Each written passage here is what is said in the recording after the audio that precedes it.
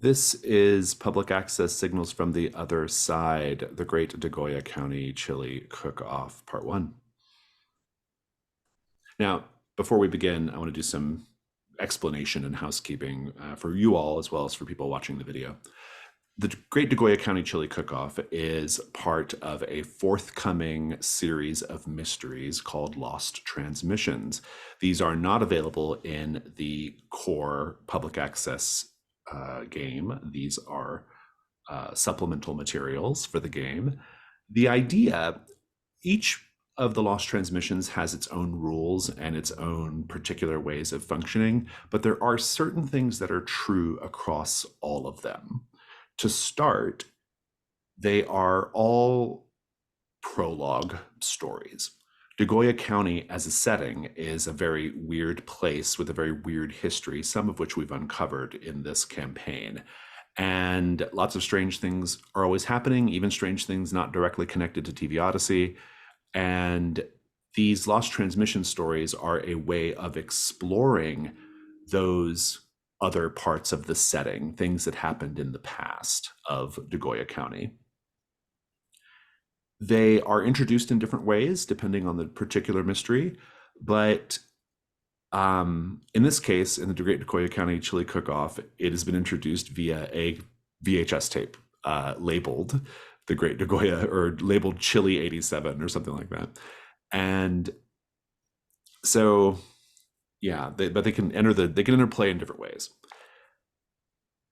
You always play an alternate version of your latchkey in the Lost Transmissions.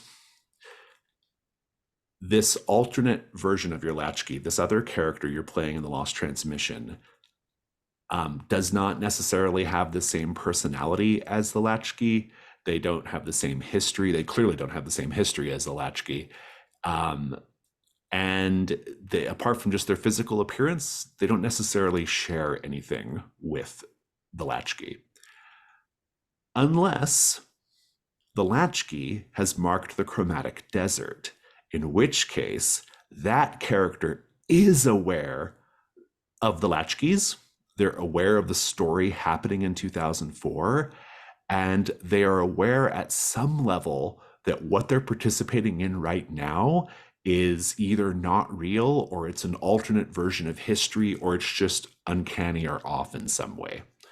And if you have Mark the Chromatic Desert, you can lean into that knowledge as much or as little as you wish, but it's just something to be aware of.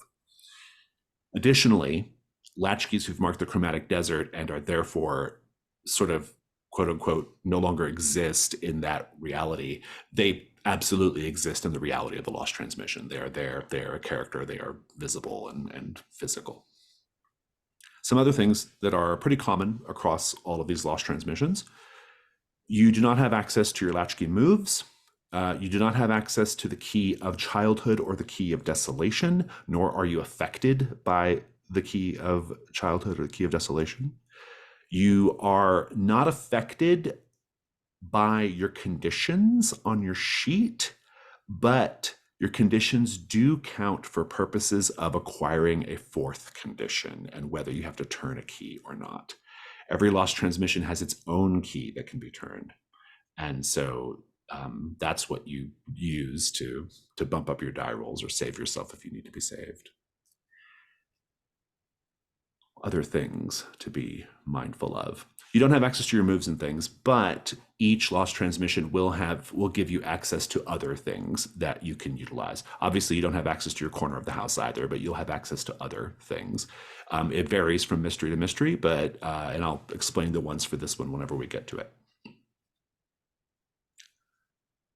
Other things that are common across all of them.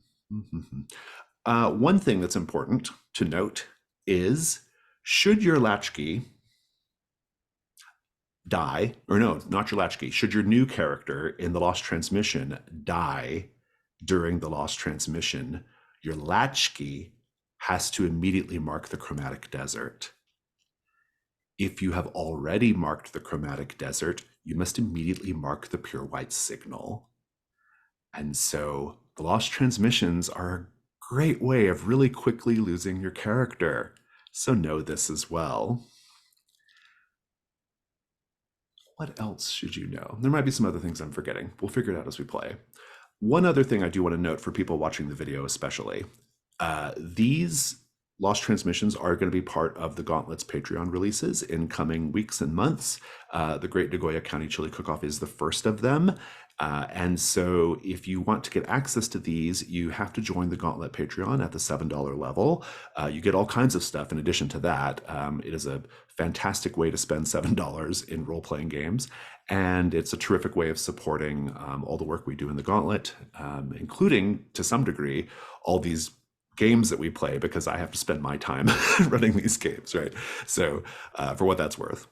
And so we would really love your support. If this looks like a fun addition to public access, you should absolutely get in on that. There's all kinds of stuff in the Patreon feed. It's not just that, but that's one thing that's going to be in the Patreon feed soon. Are there any questions about some of these high-level things related to Lost Transmissions? Very good.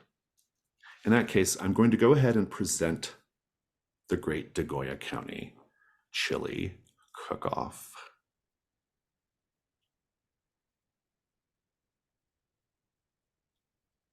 I did not have a moment to paste these in. I should probably do that first. No, you can just pay close attention for now. You are the road trippers. It's the summer of 1987, and you have just finished your first year at the University of New Mexico.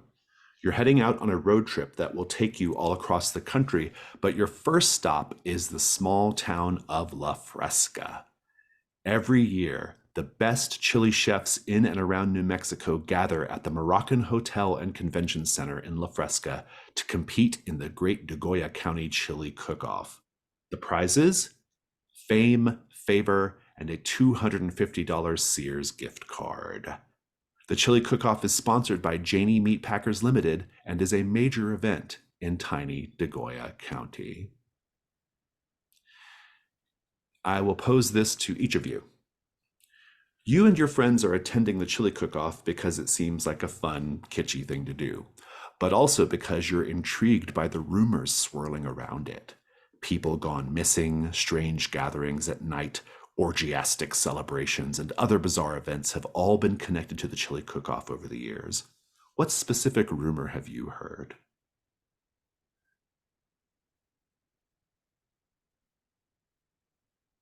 Where did you say the venue for this was again? The Moroccan Hotel and Convention Center in La Fresca. There is a rumor that the manager of the Moroccan Hotel is an absolute stickler for things to be in order and like events running efficiently.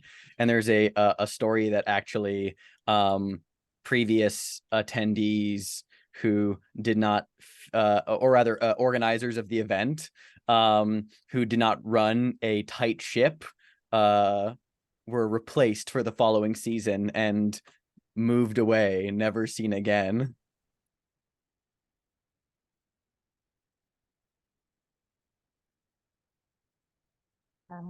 There is a rumor that there is a secret room in the hotel that can only be accessed at night. And it's said that there is like this cryptid that has been born from all like the bones and the meat refuse that wasn't used in the chili and were thrown away, and it kind of like melted together in this cryptid that stalks the hotel at night.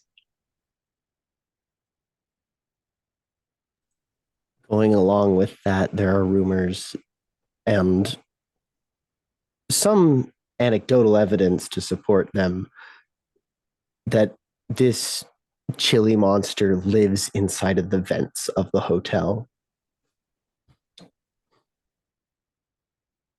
I think there have been rumors that have traveled all the way to the University of New Mexico about the extreme spring break vibes of this place, and also all the hottest girls attend, like just all of them. Very good. All the hot girls just eating chili. I love it. The first hours of the chili cook-off are fun. but mostly unremarkable as far as these things go. A lot of beer, a lot of live music, and a whole lot of chili. It's nearly sundown, and you all have just met up in the parking lot, trying to decide whether to stay for the final round of the competition or to get back on the road. We're going to go ahead and role play that scene. This is an opportunity to really introduce your character to us, what their whole deal is. If you need some other inspiration for this scene, maybe think about the best chili you tasted today or the most amusing attraction or display you saw. But in any case, you had a good long day of chili and live music and other things, and now you're back in the parking lot. Role play. I think that the first thing that everyone sees is Christopher leaning over and clutching their head and sort of like, oh, holy shit, I just got a killer headache.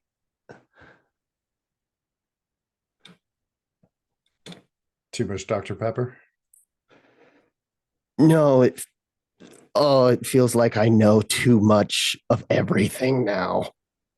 Like there's a whole other life in my head. It's fucked up, man. We see that alternate, if you will, is kind of like leaning back against the Jeep.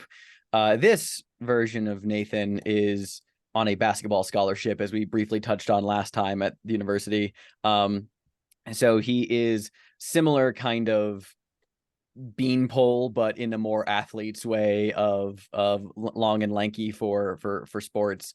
He is contentedly patting his stomach as he just kind of like nods a bit like sagely almost as he says, yeah, I told you not to eat that chili from the Central Desert, man. They're putting stuff in it.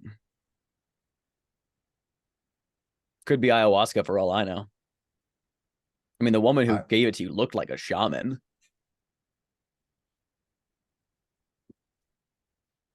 Oh. Do you want to go back to the hotel? I think we should see Ashley Noakes.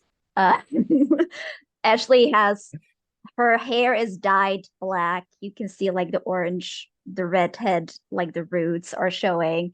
She has like the long bangs that like cover one eye. Very long sleeves despite the heat that she's kind of like nervously, playing with. And she's kind of been standing a little bit off, a little awkwardly, just looking at everyone interact. She says, I've got the key. If you want to, we can just rest. It smells so bad in that hotel. Like so much chili. I get why the rumor is that it lives in the vents. It smells like it all the time. I mean, it's a chili festival. You didn't think there'd be a little funk to it? Not in the hotel. Where else is it going to go, Christopher? I don't know. Oh. What's Mr. W doing? I think that Mr. W is a bearded dragon that is on Topher's or Christopher's. They have like a leather poncho on and like some real like a bolo tie and very like a lot of turquoise and aquamarine accents. And yeah, Mr. W is just sunning on his shoulder. And Christopher says, no, I think I'll be all right. I just need to like sort of, ooh, man. I think I'm going to go call my mom real quick. I can't get this feeling out of my head that she's like dead. Okay, I'm bud. sure she's fine. And Yeah. Ashley will give you like a little bottle of water. Yeah, I think there's a phone at the front desk. I don't know. I'm kind of experiencing complete chili ego death, and it is fucking awesome. I think Sean is wearing wraparound sunglasses. He's got a baggy t-shirt with the sleeves torn off, and he's wearing plaid shorts, and just the worst hair from the 80s. It's doing everything at once, and he just kind of pushes it back off out of his eyes and says, "We need to go back in." Alternate, who is wearing like gym shorts and a pullover college varsity hoodie for the team, is just kind of like opens his eyes for the first time since he's been out here, just kind of says, "Back in there? I don't know if I'm strong enough, Sean." You all Me neither. suddenly feel a slight but distinct drop in temperature. You're standing in a large shadow that wasn't there before. When you look up, you see a man, the biggest man you've ever seen, standing near you. He's at least 7 feet tall, with shoulders as wide as the handle of a shovel is long. He's wearing a red shirt with pearl buttons, swelling to burst, jeans that look like they were pieced together from multiple discarded pairs, and dusty cowboy boots. He has a big Stetson on his head and a bolo tie shaped like the sun around his neck. He addresses you. "I had a dream last night. I saw a tower of bodies laid before an altar of bone.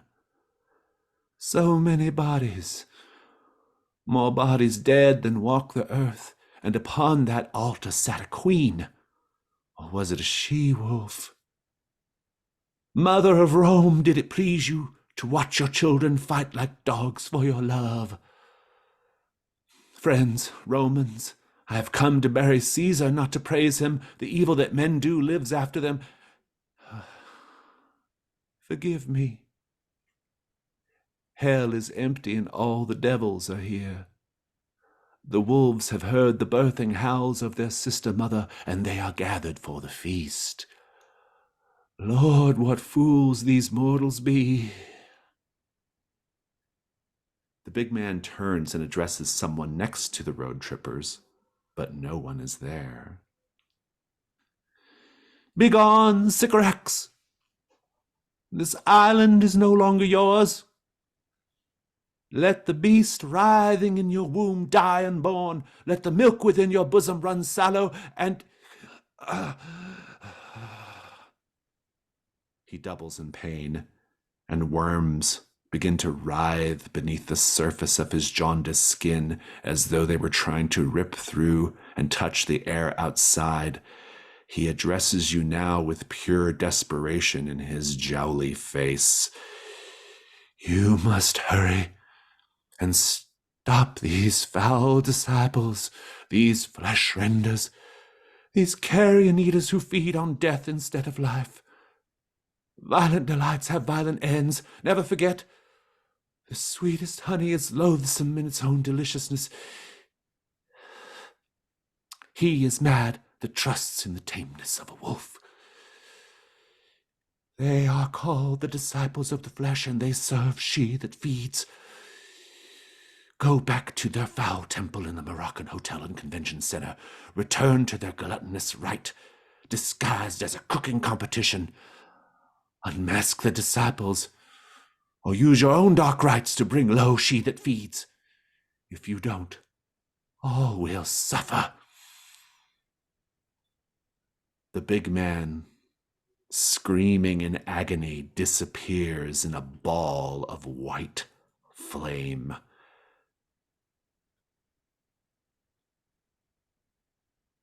Which of the Sean is going latchkeys? Which of the latchkeys has the highest sensitivity? Of the latchkeys or the road trippers? Your road trippers are the same scores. Which of the? Yeah. Okay. Topher. Topher. Makes sense. What sign or message is burned into the parking lot concrete where the big man was standing?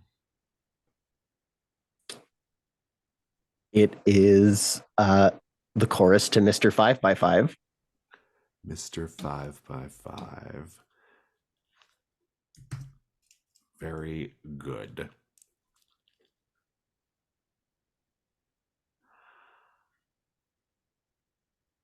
And now I must address you as players, not characters. The road trippers can get in their Jeep and drive away. If they do, you should each narrate an epilogue for your character showing how they put this strange incident behind them and enjoy the rest of their vacation. Then, the sign or message burned in the concrete is a clue the latchkeys can use for an active mystery. If the road trippers return to the convention center and do as the big man implores, the sign or message burned in the concrete is the first clue they find for investigating the mystery of the chili cook-off and the disciples of the flesh. Know that completing this mystery will give your latchkeys access to a new move as well as special rewards. However, your road trippers don't have access to your latchkey moves or your corner of the house, nor do they have access to or are they affected by the key of childhood and the key of desolation. You will instead have access to the key of good eaten and a set of items from your corner of the Jeep. Furthermore, if your road tripper is killed, your latchkey must immediately mark the chromatic desert. If you have already marked the chromatic desert, you must mark the pure white signal. Make your choice now.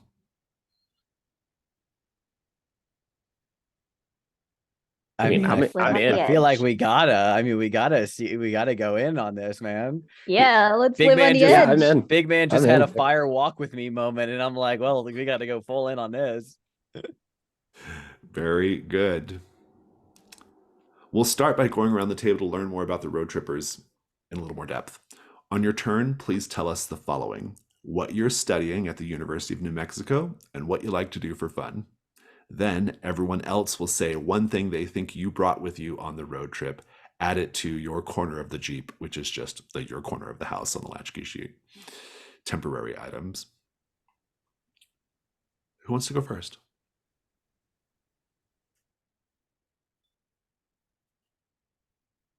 Nathan? Gore, I already established. Yeah, studying well, so yeah, he has a basketball scholarship. But he's also studying, I think, like business, pretty, standard and boring. For fun, he enjoys, I mean, he is kind of one of those, like, workout for relaxation kind of guys, but I wouldn't say that's what he does for fun. What he does for fun is he's a big fan of like coffee shops and like small kind of like venues, like hang out at, not like a bar scene, but like a quiet cafe kind of scene.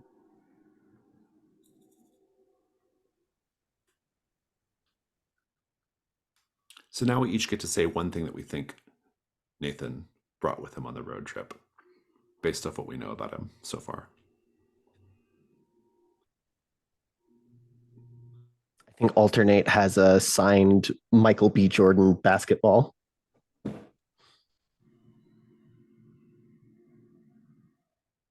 This would be in 87, this would be like a fairly, this might even be a kind of an unremarkable thing. Hold on. Steph, you do know that Michael B. Jordan is an actor, right? Yeah, let's say, yeah. This is Michael Whatever. Jordan is the person you're thinking. When you put the B in there, Whoever. it's the guy. It's the guy from Creed, but otherwise it's the sports guy. Whoever. It doesn't matter. This is an alternate universe. It's an alternate Maybe universe where Michael B. B. Jordan is the basketball is star the in basketball 87. Yeah, the Baller. B Yes. stands He's for both. basketball. Yeah, Michael Basketball Jordan. He was in 87, Michael Jordan was very popular in 87, so he was a big deal then. Okay.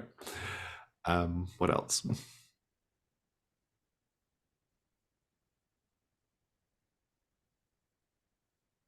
Could you just have a lot of cash? Yeah.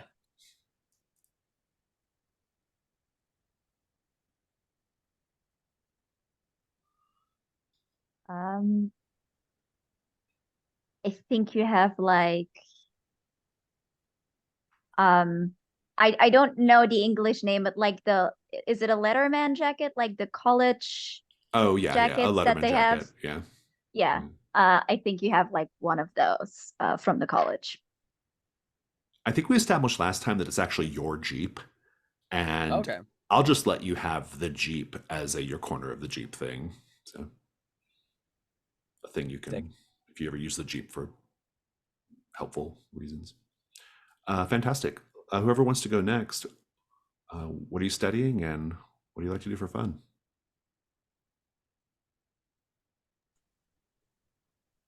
I can go. Christopher is studying herpetology, which is, the study of reptiles and amphibians. And for fun, they like to honestly just get out and walk around in nature and just experience life as raw as it can be. You have a terrarium filled with cockroaches? Fuck yeah.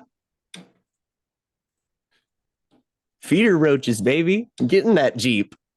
That shit smells so bad, by the way. I've done that. It's so gross smelling. Your Jeep is not going to smell the same ever again, especially after this heat.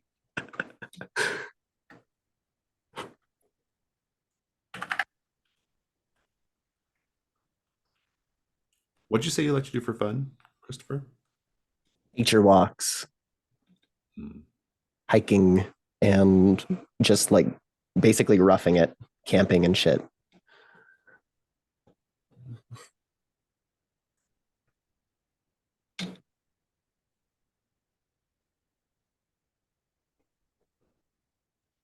I think you You have have- Go ahead.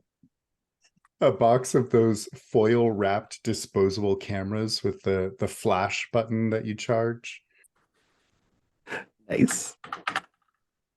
I'm gonna give you bear mace for your walk. Yeah, I'll keep it in a similar camping vein. You have a, oh God, what is it called? It's a type of hat. I see them all the time when people go on nature walks. It has Bucket hat. What was that? The bucket hat. Yes, that's it. Thank you. You have a denim bucket hat. The Jucket Jet. The Jucket Chat, yes. All right. Ashley, do you want to say what you study and what you do Sure. for fun? Yeah, I think Ashley is studying criminology because she wants to become a forensic scientist. And what she does for fun is she I think she makes little movies. Like, off trips and like vlogs before vlogs were a Like thing, little essentially. Super 8 movies? Yeah. Yeah. Yeah, good. I mean, I'll just give you a Super 8 camera. I think that'd be great. Damn it. I was thinking of that.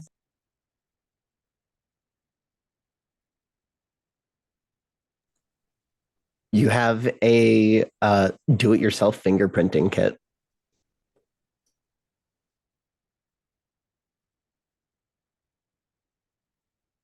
You have, because I like the kind of somewhat goth kind of vibe you've said, like with the dark hair and all that.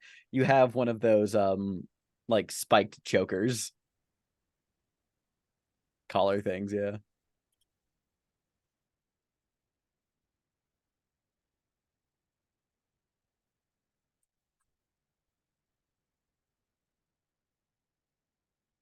I'm having trouble today. Let's say you have a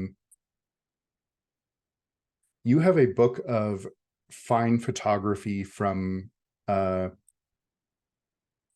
what was that? 80s.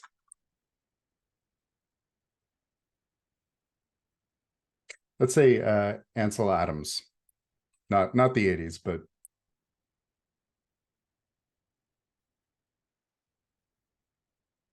and it's a thick book. Interesting.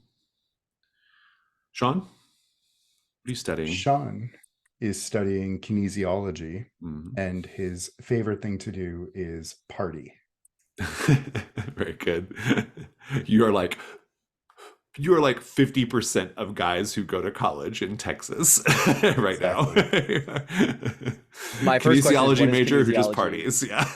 What is kinesiology? Like physical therapy and stuff like Gotcha. that. Yeah. Oh, gotcha. Okay. usually sports related. I think you have again the English name is not coming to me, but you know, like glow sticks. You have like all these glow sticks to go party with. Nice.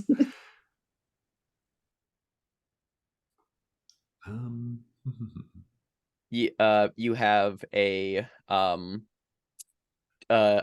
tube of Bengay. That's actually really funny considering the Sean character right now. I just like the. I like. Oh, I didn't even realize I don't know if that that. was intentional. But that's really No, funny. it wasn't, but it's really fucking I thought you should have just rolled with it. I should have. It would have made me look smart. You know? Oh man. Oh, I know what you've got, Sean. You have like a phone number that you can call to get you out of trouble. Some friend of your dad's or something. So to go with your to go with your kinesiology, I think you have a like portable radio or disc player and have a bunch of like ambient sound CDs. Fantastic. Okay, that is our characters introduced and your corner of the Jeep populated. Let me tell you a little bit more about what you're going to be doing here. You have 2 questions and opportunities. Your question, the first one is, who is the leader of the Disciples of the Flesh? It's complexity 6. The opportunity is to resolve the mystery by challenging them to a chili cook-off to assume leadership of the cult. Your second question is, how does She That Feeds commune with its followers? That's a complexity 8. You can resolve the mystery by conducting a ritual in the hotel's basement that will allow you to enter the dead god's dream and shatter She That Feeds' connection to the material world once and for all. Big stakes. 2 very different approaches to solving this mystery. You do have available to you the Key of Good Eaten, which has 3 options, so it can be used 3 times, and I will post those into the Character Keeper during our break. And so if there's nothing else, no other questions, this is not day-night phase structured play, so the day move will just apply for probably just a little bit longer, and then the night move will be in effect, because right now it's nearly sundown. So if there are no other questions, we will take, I actually need a few extra minutes to do dog stuff, but we'll take like 15 and then we will get started. See you in a bit.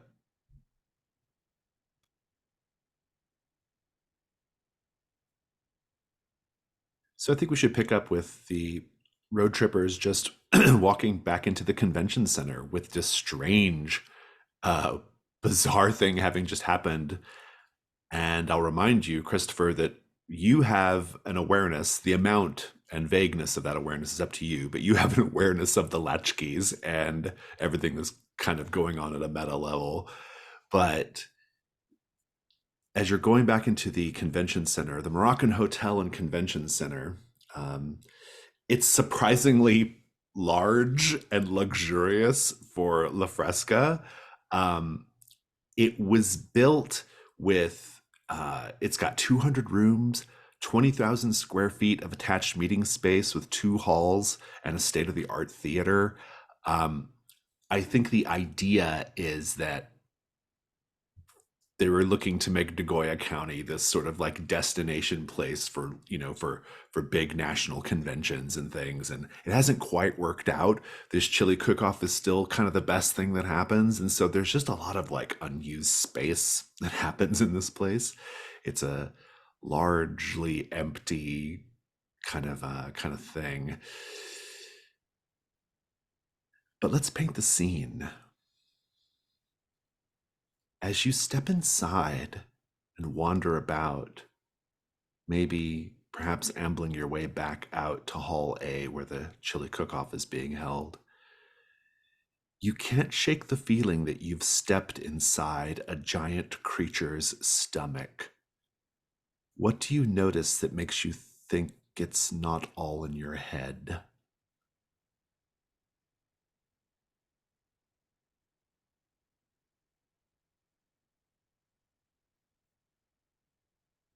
The carpet and the walls, the pattern isn't quite the same between the carpet and the wallpaper, but it's similar enough that it almost looks like it's all part of one continuous surface.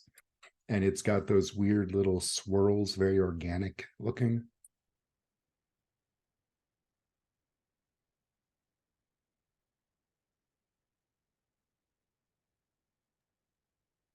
There is a humidity to the place that at first, there's a lot being cooked here. There's chili that's steaming, but it's like very evenly spread throughout the whole building. Even if you go into one of those, 200 rooms that are very far away from where all the cooking is going, it just never changes temperature.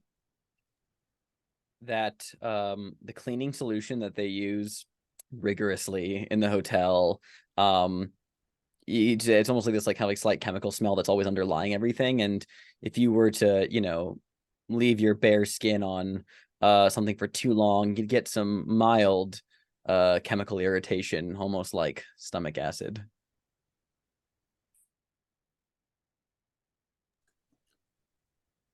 The groaning of the structural supports of the hotel itself sounds a lot like someone laughing.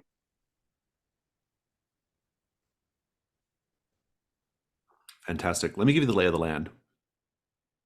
You already know it because you've spent part of the day here already, eating lots of chili. But things to be aware of. So there is the overall hotel and convention center, and once you step inside the convention center portion, you're kind of separated from the hotel portion. That part can be closed off from the hotel portion. There is the Fran Tulliver Memorial Theater, which is in the convention center. There is Hall A, which has been cheekily renamed for this event the Carnarium. So you may go there. That is where that's the primary battleground of the cook-off. There is also Hall B, the Walk of Fame, which is where basically vendors and stuff are set up to take advantage of this event. There is actually the kitchen. The hotel's kitchen sits between the convention center and the hotel, and it has been commandeered by the cook-off for a lot of the prep work that is done to support the more glamorous chili cook-off part out in Hall A. The convention center actually has a restaurant inside of it called Shenanigans, which is one of these pub-style Irish pub restaurants. And of course, there's the basement as well. So let's just pick up the scene with everybody going back into the convention center. Maybe maybe you go get a drink at Shenanigans. I don't know, whatever you want to do. But you've all just seen some incredibly weird shit. Roleplay.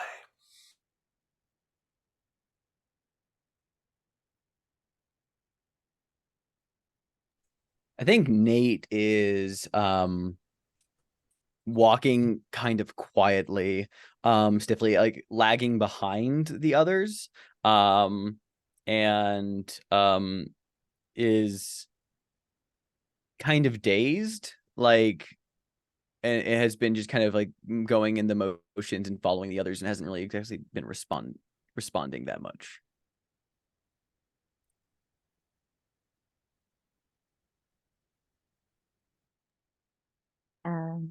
I think seeing that Nathan is kind of out of it, Ashley kind of settles, like walks next to him and she says, "Are you all right? Hmm? You okay?" No, obviously not. I mean, so something weird happened. Doesn't mean it's bad. It's something to solve. Jesus fucking Christ, Ashley. And he just like walks away from her in the direction of shenanigans. With all the weight of like, this is why we broke up.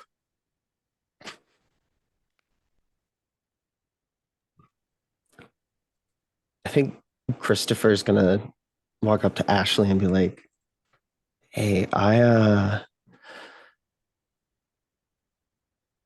get it. I get it. I know I didn't before. I'm sorry. I shouldn't have teased you like that, but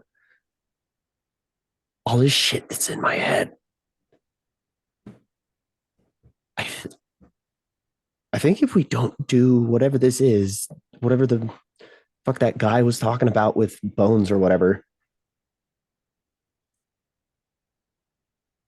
I think a lot of people could die. Yeah.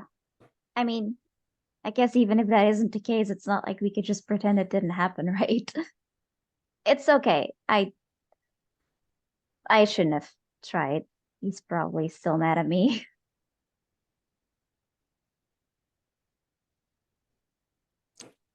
Do you want to hold Mr. W? No, thank you. That's okay. But The thank you registered for- emotional support animal. Really, Yeah. that is so cool.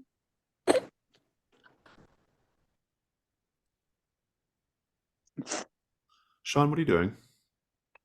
Looking at the both of them, just like from over the top of his sunglasses, and then he's gonna go try and get a drink. Shenanigans. Yes. Nathan and Sean, I think something you should be aware of, and something you will definitely be aware of, Sean, is that the Fran Tullivan Memorial Theater, which is part of the convention center, that's named after the mother of Trace Tulliver. Trace Tulliver, Sean, was your best friend from childhood. But it ended badly, and you haven't spoken since you went to college a year ago. What happened between you and Trace? And Trace is he, him, to be clear.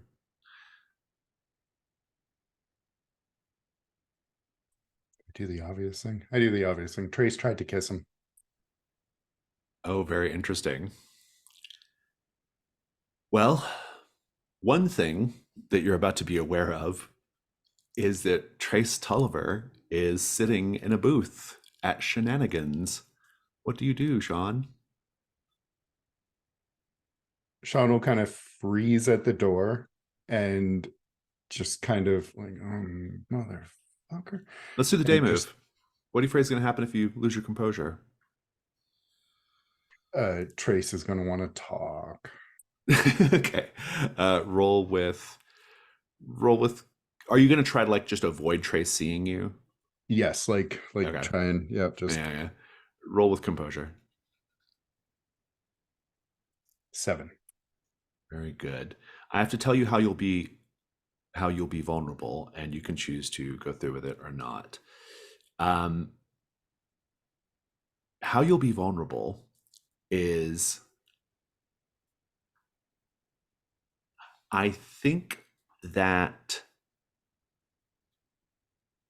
Oh, let me think on it for a moment. I need a moment to think on it. Let's cut over to Nathan for a bit. Nathan, what do you order at Shenanigans? Typical pub food affair. Oh yeah, absolutely. They Yeah. also have and weirdly for an Irish themed pub, they also have a Monte Cristo sandwich, which is bizarre, but That's extremely bizarre. yeah. Honestly, probably just seats himself at the bar, just orders like basket of fries, and like a Coke, honestly. I think the guy at the bar is like, top of the morning to you. It's not morning. Yeah. And he made no effort to sound Irish. Yeah. And he's like, what can I get you? Fries. Just fries and Just fries. just fries, yeah, and a Coke. Do you want any chili on top of the fries? Fuck no. It was just a joke. And he's like, one fry and a Coke coming up. He's like, "You're the first person who's ordered something all day, food wise." He just gives like a light shrug. Not really hungry, but I just feel the need to eat fries when I think. Something a little lighter than chili, I guess. Is that the Yeah, a idea? little bit. Yeah. Yeah, And probably good. soak up all the residual. Yeah, yeah. All right. And he kind of gets your Coke and he's like, "You seem a little on edge. What's going on, buddy?" Oh, just he kind of like brings the Coke up, just the glass of his lips and just says, long day. Hmm. Gotcha. Well, you gonna head over to Sunstroke. Hall A? They're getting ready to do the final round of the competition pretty soon. I was thinking about it. I just needed a moment to, sunstroke, Right. Got it. Okay, cool. He goes back to wiping down the bar. And You yeah. he actually like looks up and like looks at, calls down to him at the other metal bar. You work here long? Just in the summer. So I've done several summers now, but yeah. Oh, so you've done a few of these like cook-offs. Do they always happen here? Oh yeah, yeah. Yeah. Very interesting day or two. Yeah. In old Hall A. Yeah, this is my first time coming here. I mean, the chili's mostly good, I but will never be able to wash this smell out of this uniform. Never gonna happen. can't imagine you could. Don't suppose you got any fun stories from previous cook-offs? I mean, there are a lot of weird eccentric people that are really passionate about this cook-off kind of thing. Any incidents that are funny or notable? Do make a meddling move with presence. Okay. Presence is a +0. Thanks, Nathan. Yeah. 9. Okay. Let's pick up with Christopher and Ashley for a minute. So, Ashley, Christopher, where are you headed? I think wherever the finale's going on, right? Yes. Hall A? I think Ashley will say, like, if there's something going on with the chili, we should probably investigate the chili first, right? I mean, I think I caught that somewhere along the ravings of that person. So let's go to Hall A. Yeah, let's. I need to call my mom real quick. I'm sorry. I'll be right there. Go ahead.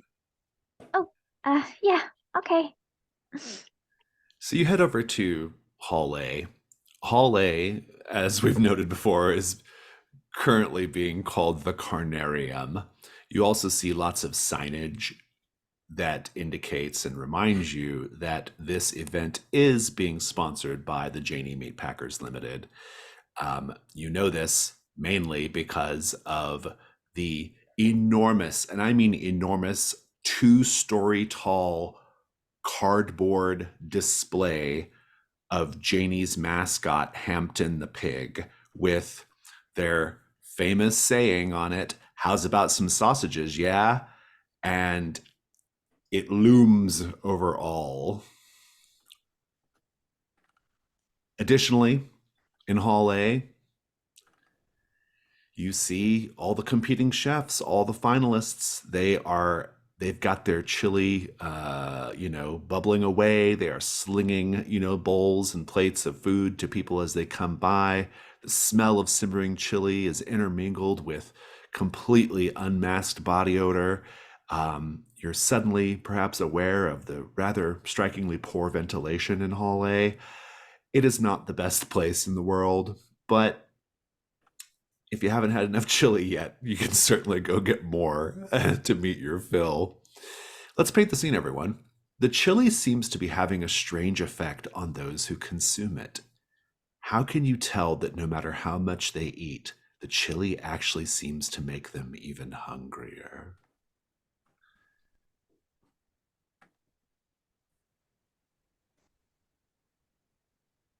I think that we can see people licking their fingertips afterwards, and when they pull back, they've actually chewed some of their fingertips.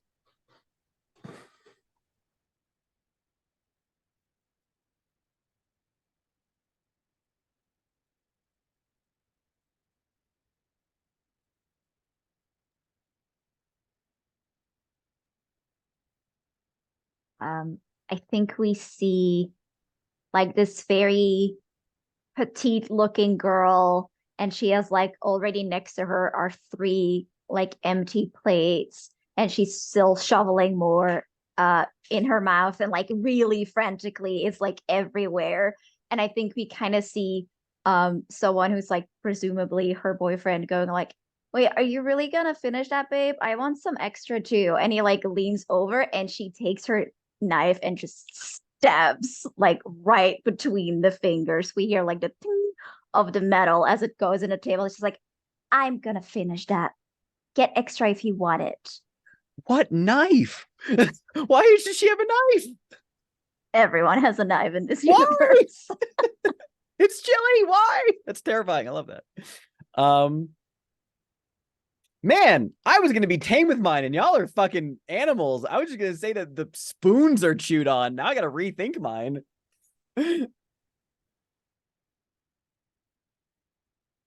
There is someone running around gathering the little bits of chili left at the bottom of the bowls on tables that have been abandoned, just scooping it up, putting it in his mouth, throwing the bowl aside, going to the next table. And other people are looking at him like, that's not a bad idea. I'm gonna one up his and say that in the fracas of that, any droplets that land on the carpet, there are people who will throw themselves down, like lick the carpet of the hotel floor to get any bits of chili up that they might be missing with delicious gulps. It's a nice echo of the dream, too. Ashley, you're approached by a woman who is, she seems pretty cheerful. She's wearing a lot of neon, has a pink neon fanny pack, and she actually has like, she's wearing like an old faded t-shirt that is advertising the cook-off from 81. So she's at least been coming since 81. Oh, excuse me. Maybe even like more further back. And she's got a big bowl of chili in her hand, and she's like, is this your first time at the cook-off? You look a Yeah. little bit like a chili virgin, if I'm being honest. I guess I am. Yeah. What do you think so far? I mean, lots of chili. It's Oh, interesting. it's great. I just love it here. I just love. My name's Mora Ravish, but my friends call me Mo. Do you know Oh, why? hi. Why? Because every time I get a bowl of this chili, I always want Mo. That's pretty clever. Yeah, I'm I've been Ashley. coming here since, oh goodness. I guess my first time was maybe 20 years ago at the cook-off. I was just a spry young thing of 35 back then. But my poor husband, Jody, 15 years ago, I guess that would have been, well, back in, what, 72? Yeah, it was the cook-off of 72. My poor husband went missing. Jody was his name. Oh, I mean, it's a real shame what happened to Jody, but when I come here, I feel so close to him. This is where he went missing from. I feel so close to him, almost like I've got a piece of him inside me. oh, that's so sweet. It's so nice to have these little rituals to feel close to people. I'm She's like, my sorry goodness, for look your at your loss, though. skin. How beautiful and soft skin you have. Oh, I would do anything to be your age again. To have nice, supple skin like that. I I can give you the name of my lotion. So tender, like a brisket. It's been in the smoker all day. Just Yeah. melts in your mouth. Thank you. I mean, you don't look a day over 35 if you hadn't told me. She's like, oh, stop. Hey, have you had a bowl of the special chili yet? I don't think so. What's special about it? Oh, come right this way. And she hollers out, "Special chili virgin!" And there's like someone rings a bell. Ding, ding, ding, ding, ding, ding, She ding. just goes like bead red. Like, why did you have to say it like that? And they're, Why are people looking at me? yeah, it's a whole thing. Christopher, where were you headed? He's probably gonna just step outside for a moment to call his mom. Very good. Okay, yeah. You make the call. Where's your mom from? What's her deal? I think she's in New Mexico, probably Albuquerque. And what's her name? Her name is Pasquala. Okay. Pasquala Fantano. That's a great name. And yeah, she picks up. She's like, "Hello." Oh, hey, mom. Oh man. Oh, Chris. Hey, how are things? And where are you at now on your trip? Degoya County. We're at for the Oof. Be careful. chili. Be careful. You know what they say about people in Yeah. Degoya County. Yeah, I know. Weirdos and You're going to end up strung up with your vagrants. ribs cracked open and your guts splayed out for everyone to put their hands in. Sorry, that's weird. Have you been watching slasher movies again, Mom? Well, I miss you, baby. Yeah, I miss you too. I don't know, I had this really weird wave of panic that something had happened to you, and I think at this point Christopher starts like crying. It's just so nice to hear your voice again. She's like, "Oh, honey, don't cry. You'll be with all of us again soon." Yeah. Yeah. We've been waiting on you. Well, I'm not that. The road trip hasn't taken that late, has it? Only like what, a couple days? But you know we're the ones who took the trip, not you. What? Hurry now. Don't take too long. We have so many Mom? things to show you. Mom? What are you talking about? This conversation is going to seem like a dream, but it is not a dream. It is real. You have to listen very, very closely to everything you see and hear, Christopher. You will experience these things as if they were a dream, but they are not a dream. I would like for you to make the day move, the last little snatch of sunlight. What are you afraid is going to happen if you lose your nerve right now? I mean, honestly, that he's gonna try and take the Jeep and go back home. Roll with composure.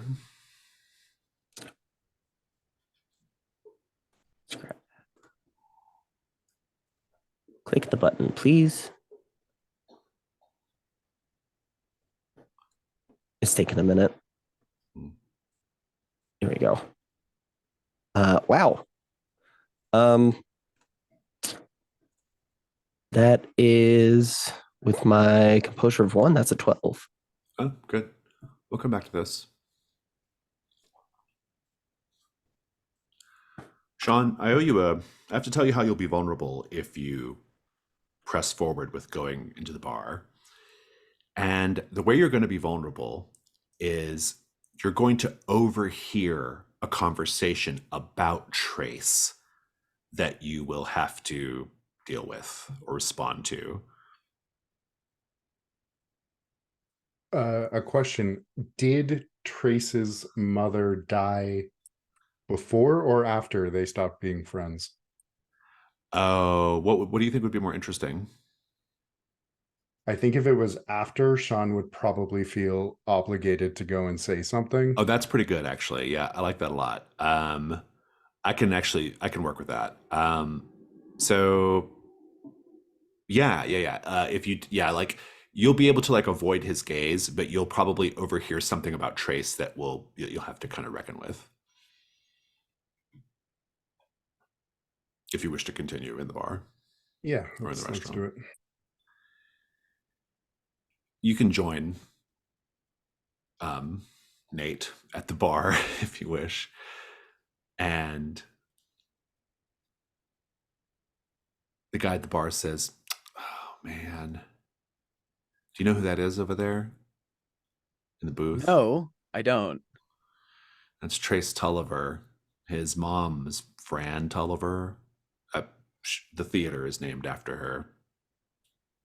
Memorial Theater. She died. Generally, how the memorial thing works. Right. Yeah. Well, he's actually here participating in the cook-off in his mom's honor, which is kind of a weird thing to do, I feel like. But he didn't get as far in the competition as he would have liked, and he's been drowning his sorrows all afternoon because of it. Feel sorry for the kid. Yeah. What's he drinking? He's like, whiskey sours, actually. He asked if I could make him a cosmopolitan, and I was like, what is this? Isn't that like a pink drink? Well, yeah. Tulliver. Name sounds familiar. Shrugs. Like, maybe I've heard of the family before. Yeah, so you were asking about weird shit at the cook-off, right? Fun. Yeah, do you got any like just stories? Yeah. Very interesting. Very interesting. What kinds of stories are you looking for? I know a few. Oh man. How about like I said, a lot of colorful characters here. Lots of, weird eccentric locals. Any how's this for fun? some eccentric Oh yeah. eccentricity? Okay. The man who built the Moroccan years and years ago. Well, the reason why the theater's not named after him is because he killed himself. But Really? what a lot of people don't know is that prior to offing himself, he would spend hours locked in the hotel basement all by himself, doing God knows what. Weird. Everyone says there's all kinds of weird shit down there. As a general matter, hotel management doesn't like for people to go down there. The manager, he's a real prick. Yeah. Oh yeah. I've heard little rumors about how much of a prick he is. Gigantic prick. Damn. And not in a good way, he says pointedly to Sean. And a little signal from the other side, if you will. And he says, but yeah, spent hours down in the basement. People think he was doing some kind of weird voodoo shit down there. Who knows? But when it's all said and done, he went up to the presidential suite one day, laid down on a mattress, and I would assume. And cut his own throat. Oh, brutal. Yeah. Damn. That's your clue. And the cutthroat's the clue? The cutthroat is the owner of the Moroccan killing himself. Yeah. In the basement after spending time in the basement. Gotcha. Here's your complication. Yeah, love that. Your complication is these fries have been sitting out for a minute and they're gonna make you sick. Oh, I hate that.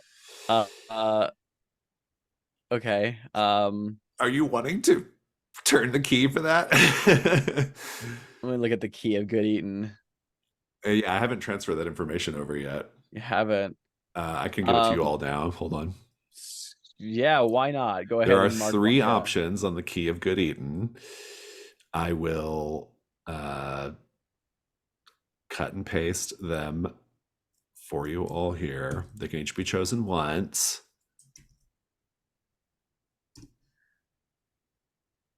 I guess I should read this for people who are watching the video. The key of good eaten, there are three choices. The first is each road tripper should narrate a flashback to the best family meal from their childhood. What was so great about it? What small aspect of it was unsatisfying? Second option, each road tripper should describe their best friend from back home. What part of their body would you like to devour and why? The third option, each road tripper should explain which of their fellow road trippers would make for good eaten. What kind of power do they have that you could take for yourself if only you were able to consume them?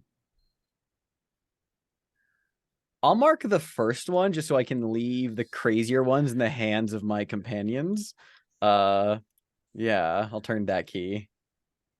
Each road tripper will eventually have to narrate a flashback to the best family meal from their childhood. What was so great about it, and what small aspect of it was unsatisfying? Think on it for a bit. And it can be, you can interpret the question however you wish. So you got a 10 plus, you got your clue. How are the fries? They're okay. So like this isn't an Alex term. I have a qualifier for food, which you call tasty bland, which is things like In-N-Out or Raising Cane's, where it's like, oh yeah, Raising Cane's is classic that, right? Yeah, it's like it's tasty bland. Like it's not bad. It's just it ain't flavorful. It's unremarkable. Yeah. Unremarkable. But it's like they're unremarkable, tasty, bland, generic pub fries. You know, thick steak cut. They're like pretty greasy, lightly salted, but like it's not like dry cardboard. It's tasty bland. The food that meets the minimum order qualifier for food. Like, does it taste good? Yes. Okay. And sometimes you specifically crave something that is just the bare minimum. Yeah. Good. Okay, well, so let's keep the scene going for just a minute with Nathan and Sean at the bar with all these kind of little things hanging out in the air here. So yeah, once the barman like walks away, Nathan kind of then he like turns to look at Sean and just kind of like gives like him like a slight head nod. You shake Ash and Chris. Yeah, they got all feelings. Gross. Sean's gonna just grab a fry. Oh yeah, be my guest. Probably not gonna eat all of them. God, what the fuck is going on, man? Kind of want to go to the basement.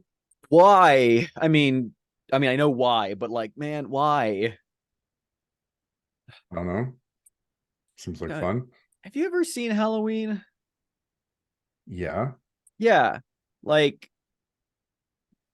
what if there's a dude with a knife? Then he'd get us in our room at night anyway, so what's the difference? There's like, I don't know, hundreds of rooms here, man. You think he's going to check the registry for the 4 college kids from UNM? Maybe he's going to look for the 4 kids that saw the big guy disappear like a fucking magic trick. They're like, there has to be like a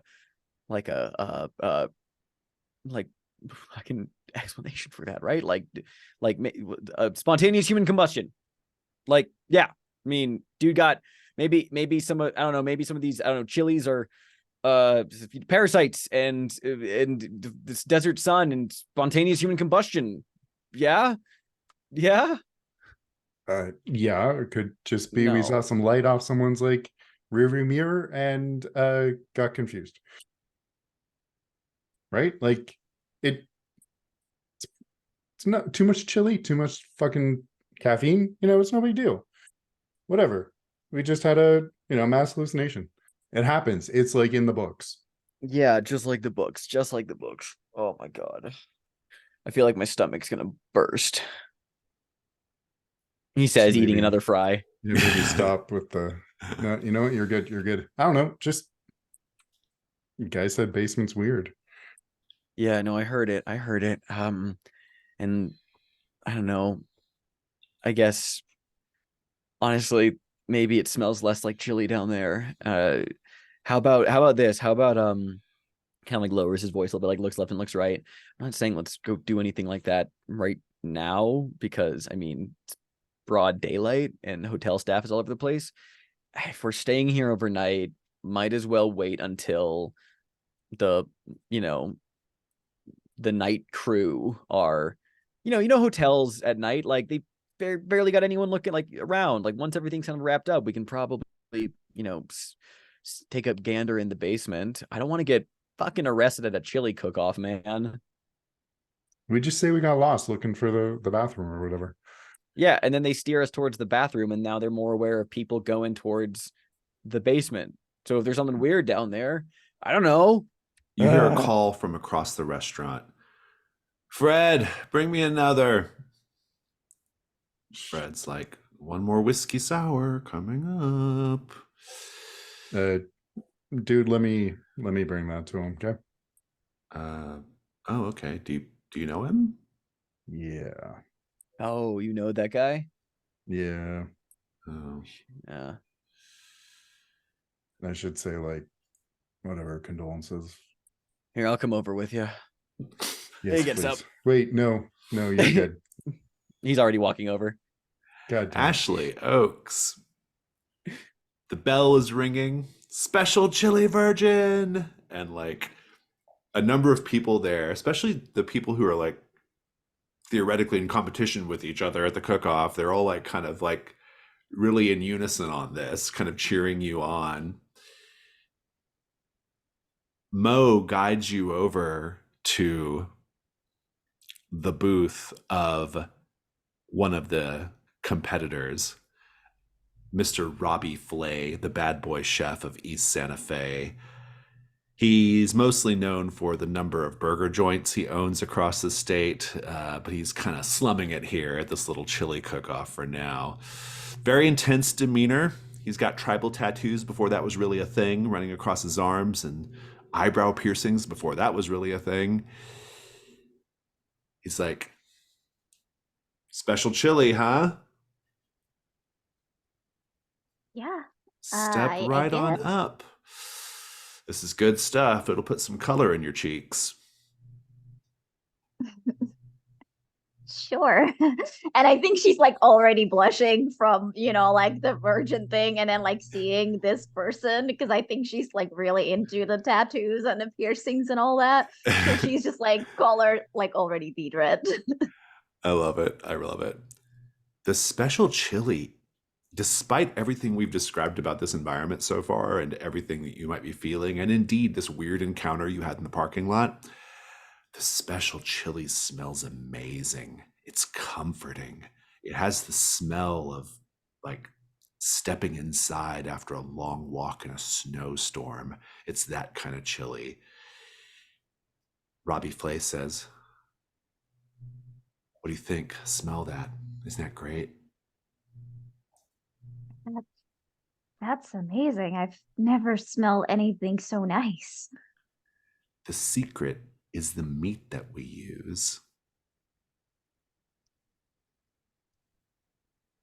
Right. Mo says, go ahead and give that a try, hun. You're going to love it. Yes.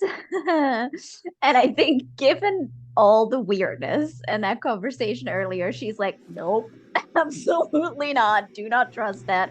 So I think she wants to like see if she can fake eat it and see if she can like glean something from their reactions to like get a clue. Sorry, the mower is going by.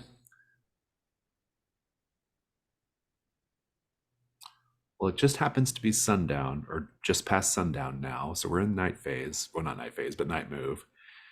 What are you afraid is going to happen if you can't pull this off?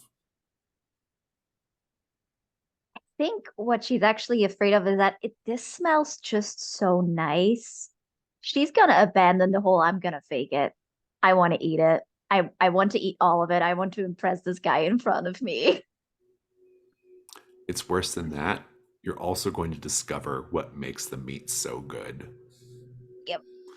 Go ahead and roll with composure. No, vitality. Vitality. Okay. That is a 10. Give me the scene. How do you play it off?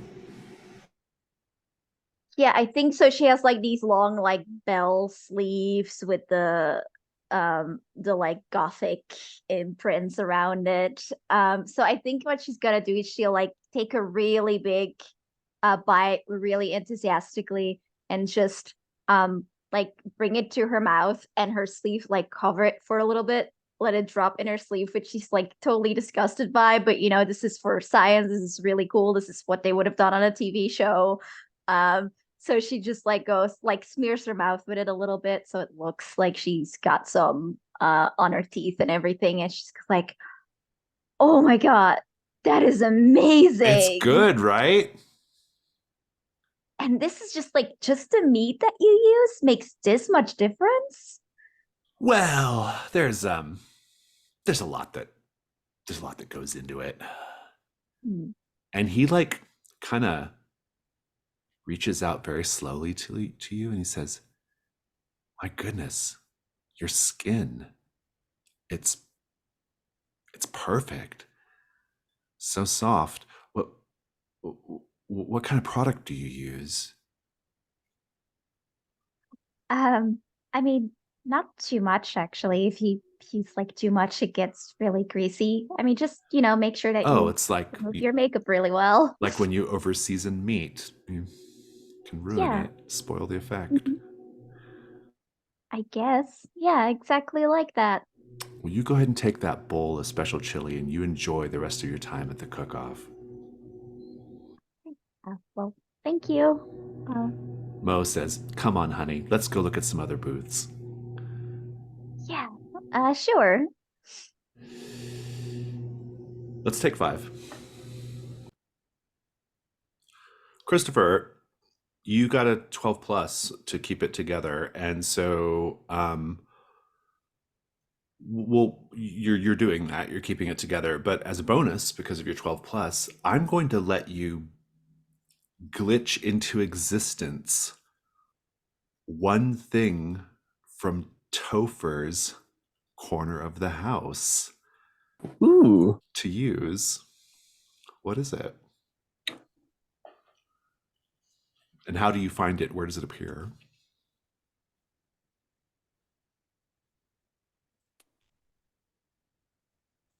I think it's Topher's like future laptop. It's somehow connected to the internet. I think that's great. Yeah. Nice. I think that the line goes dead with Christopher's mom, Mhm. and as he's trying to like frantically redial, uh, there is a shadow that falls over, sort of like in the parking lot previously. But when Christopher looks up, instead of a big man, they see a big hardcore laptop and they have no idea what the hell it is. And then they Nice. do. Yeah, exactly. Sorry, long guy. Get one more second.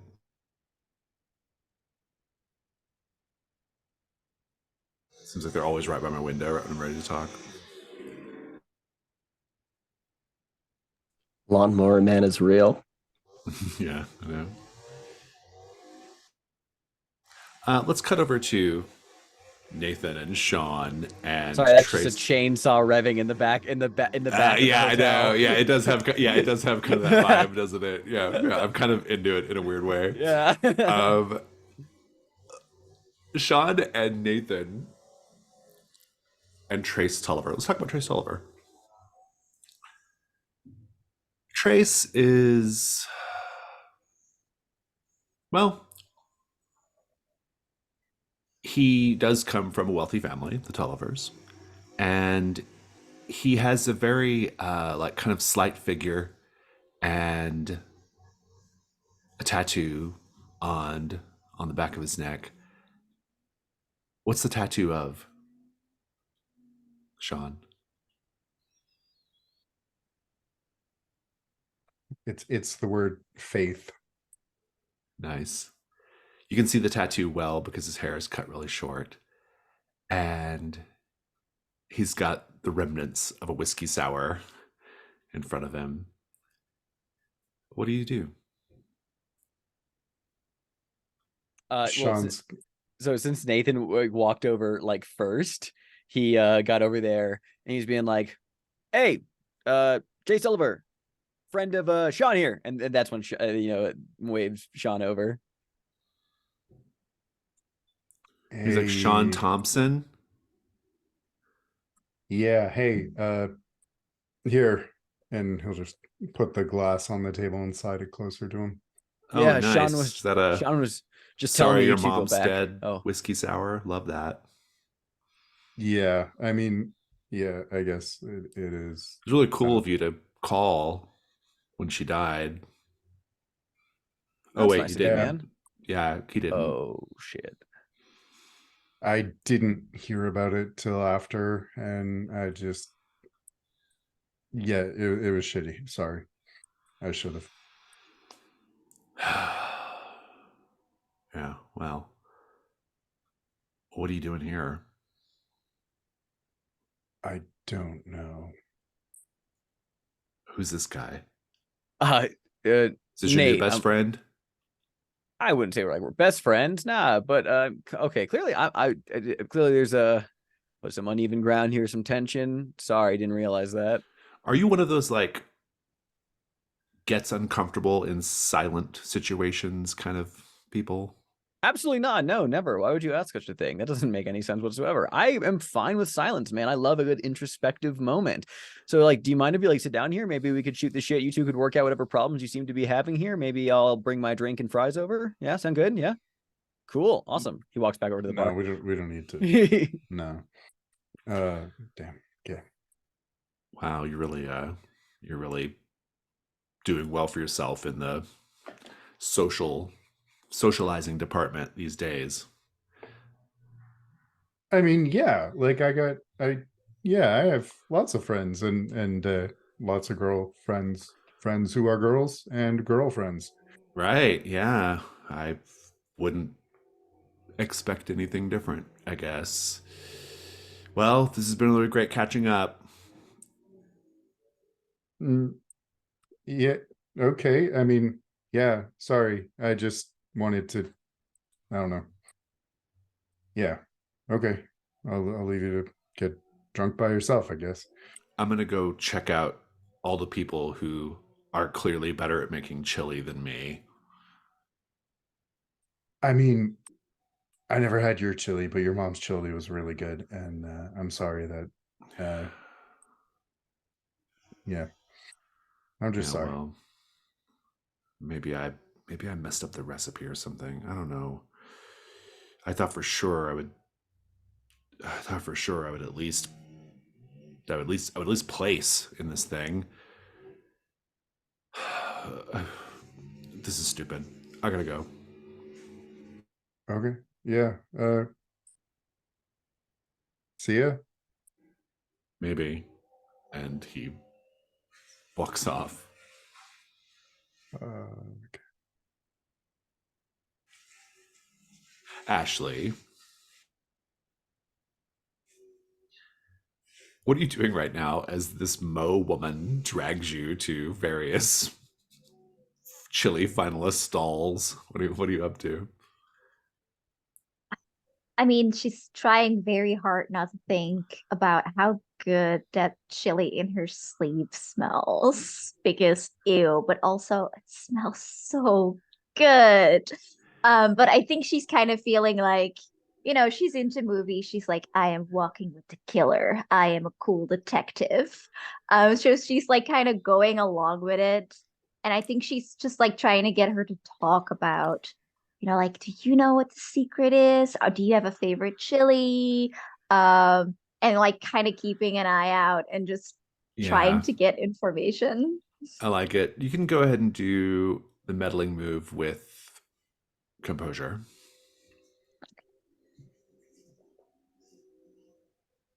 That is a 7. She says, "You know what?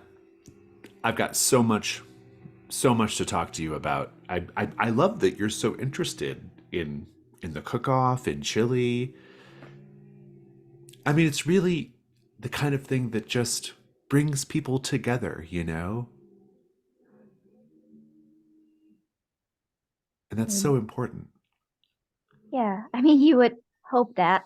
And she kind of like glances around at all her friends that are not there. Like, I Yeah, mean, yeah. You're um, you're getting deep in the chili world here, and like yeah, none of them are around.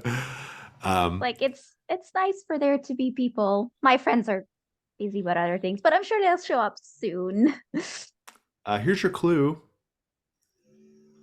As you are walking by a portion of the hall, in particular, there's like a little set of double doors that goes into the theater, the Fran Tulliver Memorial Theater, and under your right shoe like slides because there's something slippery on the ground. And when you look, there's a trail of blood leading underneath the door to the theater. I want the night move from you for your reaction, but that is your clue. What are you afraid is going to happen if you don't keep it together right now? I mean, she obviously wants to eat me. And I think she's just been like guiding me into the slaughter room, obviously. I think it's worse than that. You will be ritually sacrificed and then put in the chili. Do go ahead and roll with composure. Let's see how you do. Okay. That's an 8. An 8. Let's take a look at your conditions are not relevant for purposes of narrative or mechanical power. They are relevant for purposes of whether you have 3 or more conditions, and right now you do. You might as well turn a key in order Okay. to, because you would have to anyway, to just go ahead and bump it up to a 10. Which of the 2 keys remaining do you want?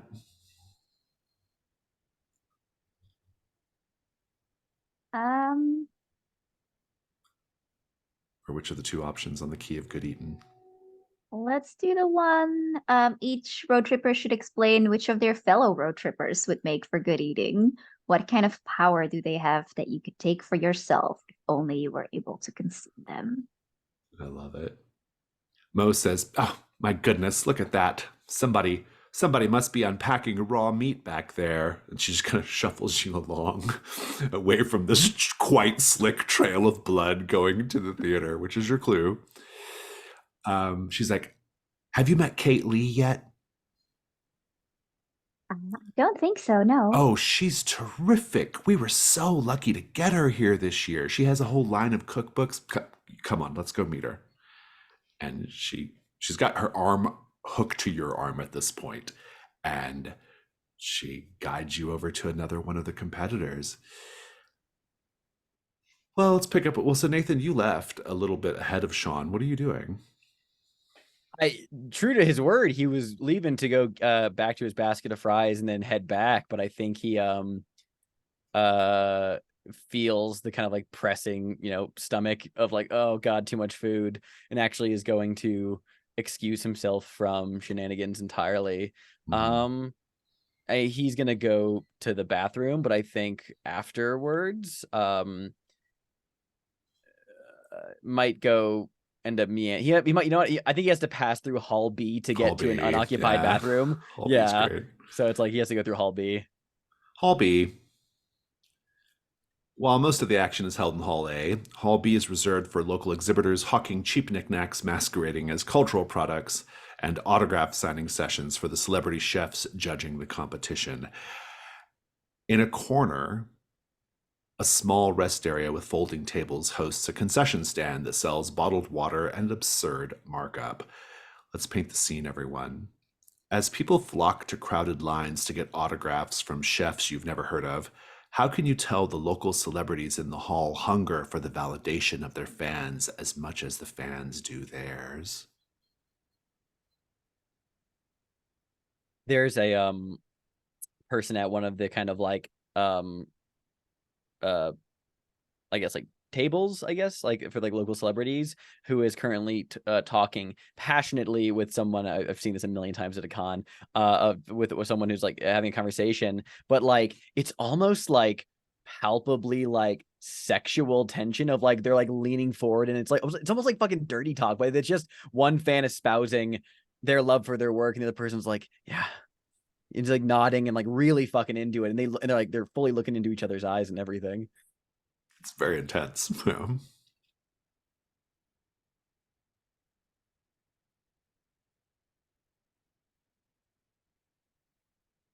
We see one of the celebrities stand up and kind of push the signing organizer out of the way to stop them from kind of keeping this orderly, and just stands back and exults as the fans rush and surround them.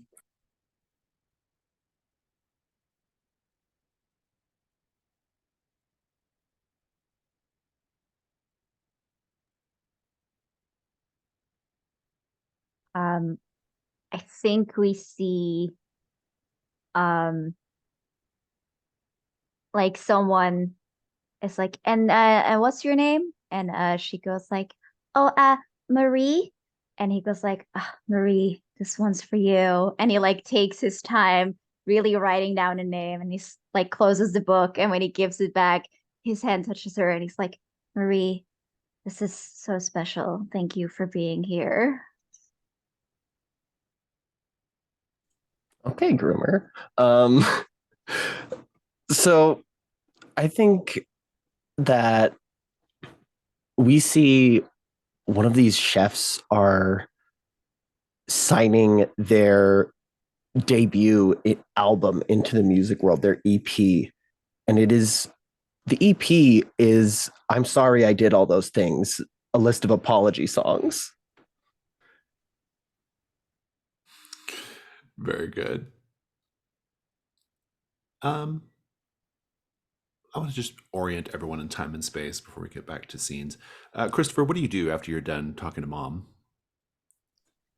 He's going to go back to Hall A to find Ash, because that's what he said he'd do. Very good, very good. And Sean, what do you do after you're done with Trace? He will drink the whiskey sour that Trace didn't, and then he's going to go meet back up with Nathan. All right, sounds good. And so, Nathan, you are in Hall B. What do you do? I'll say that this is post him going to the bathroom, so he actually is not in a rush. He looks around. I think he's kind of like almost like, what's the word I'm looking for here? It's like bemused, that kind of like in a sorority girl kind of way, of like the Mean Girls way, but obviously he's a jock, of like all of the weirdos. I feel like he's just kind of like, he's people watching. He kind of like is gonna people watch this crowd of weird folks and just look around. God, that's exactly how, like, whenever I would go to conventions with my ex was always that person. Like we would go to conventions. He's got no interest in gaming or anything, and so he was always the whole time he'd be like, "Oh my God, look at all these weirdos." That's alternate, I guess. Yeah. He could never get over like, wow, these are like real people. Look at all these people like this. Okay. Okay, good. I love it. Anything you're doing with like the big man's imploring in your mind, or are you just sort of keeping an eye? I think Just seeing if you stumble on something, or what? I think he ignores it at first, but then it's like as he's people watching, the denial peels away a little bit more, so he's actively like allowing himself to address the weirdness, and it goes from people watching to an actual like survey. He can't help but think of like, he talked about wolves a whole bunch. He can't help but think of like wolf among sheep, fox in the hen house, that kind of stuff, looking around almost like at that communal hunger and more predatory aspects. It's kind of like, what is the wrong thing here? Oh, that's interesting. Go ahead and roll meddling move with sensitivity. Ooh, fun. That is an 8. Hmm. You get your clue, but the complication is you're going to attract the attention of an incredibly annoying side character. Love it. I'm here for it. Let's Okay. meet him. All right. Here is your clue. Uh-huh.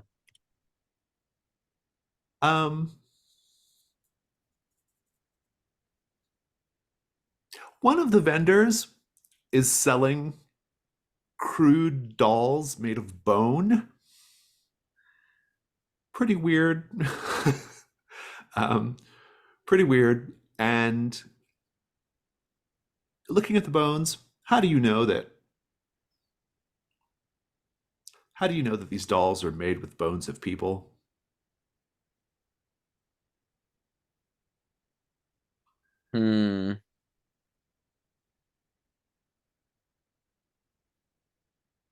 How do I?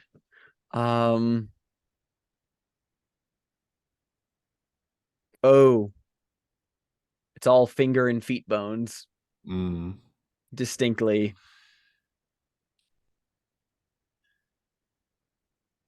You hear a voice behind you. Those are pretty great. Those little bone dolls. Nate's head does a slow turn to look at the voice. You see this kid, he's probably about your age, actually, pretty close to it, maybe 19, 20, something like that.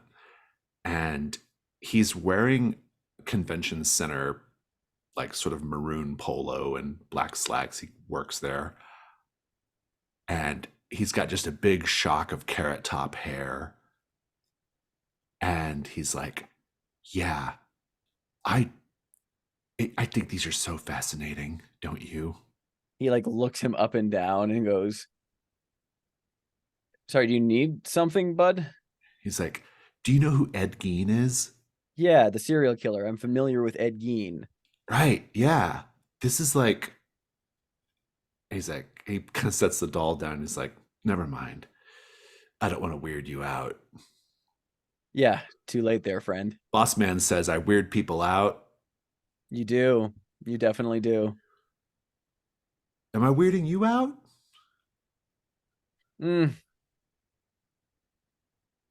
No, actually. Oh. Okay. Huh. Bit of self-reflection on that. No, you're not. Interesting. Oh. What's your name? Is this like an odd couple thing we got going on here? That's sitcom.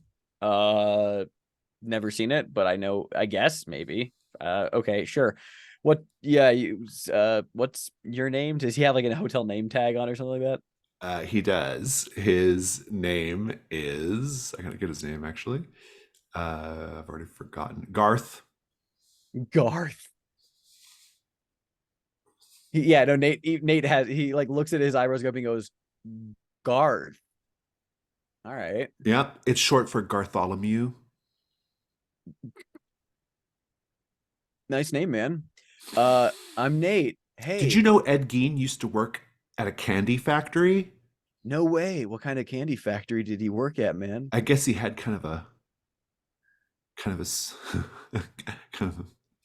guess he had a bit of a sweet tooth.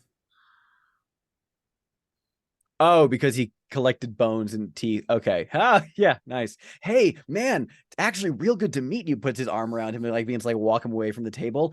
Actually, like, you work here, Garth? Oh, only during the cook-off. Yeah. Yeah. What do you normally do? You from the area, this county? Oh no, I'm. Oh well.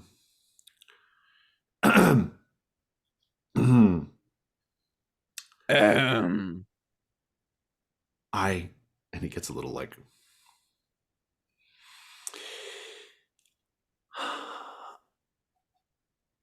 I'm thinking about going to school.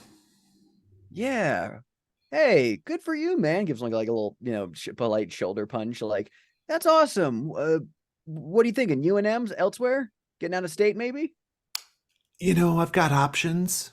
Got Hell yeah. options. What are you gonna study, Garth? Bones. Oh, like fucking my ex is studying forensic sciences and all that. That's yeah, cool. I mean, like, so, like, bones is that's cool. No, I want to sell bones. And you want to go to school for that? Well, there's a brisk trade in human skeletons and remains, for scientific purposes. Oh yeah. Okay. Oh, okay. Like, oh, So I I've was heard thinking like mortician, like that kind of like kind of bones school. and Bones, also cool. business management Business minor. bones. Oh yeah, I'm a business major. Yeah. Well, I mean, mostly basketball, but yeah, business bones. Oh yeah, Business you're really bones. tall, Yeah, man. Thanks. really long limbed. Yeah, I got strong bones. Yeah, yeah. Okay. Good, man. Awesome. Well, hey, yeah, he's like kind of like walking him down the Hall B corridor, kind of like talking him arm around him and be like, Garth, I This would is when love you'll to. run into Sean. Sean, you could run Yeah, into I'd be too. like, Sean, why don't you meet my new bud, Nathan. the Garth? He works at the hotel. It's short for Gartholomew. Yeah, he likes bones. Really? Okay. Good. Nathan, should we find the others? Get back to what we were doing. Yeah, no, it's a good idea. He kind of like, pulls his arm off around Garth, gives like another like a little like polite like tap, and goes, "Hey, super nice meeting you. Hey, if you're working here for the cook-off, I'm sure I'll see you around. Have you had the like, special chili? well, we've had like all the chili, I think. You Yeah, haven't had we're the special chili. haven't? What makes it special? Yeah.